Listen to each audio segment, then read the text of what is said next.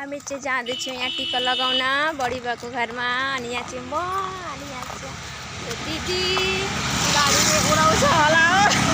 गाडी आएको आइछ हाम्रो साली दिदी राम्री राम्री भएर सबै हिँडेका कोसेली बोकेर टिको लगाउनलाई साथमा पैसा पनि कमाउनलाई। यहाँ चाहिँ हाम्रो भाउजू पैसा कमाउन गइरहेको छ।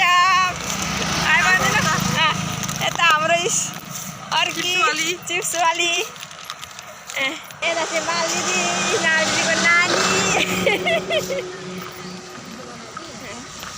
चाहिँ मालदिदीको होइन सालदिदीको नानी हो। अनि हामी चाहिँ टिका लगाउन जाँदैछौँ बडा भएर जस्तो के छ हजुर कस्तो हुन्छ म चाहिँ सन्चै छु के बाई। मलाई चाहिँ यहाँ टिका लगाएर कस्तो देखेको छ भन्नुहोस् है गाइस। म चाहिँ अहिले कहाँ छु भन्दाखेरि पछि भन्छु है म कहाँ छु। हजुरले क्याच गर्नुहोस् होला म कुन जग्गामा छु है।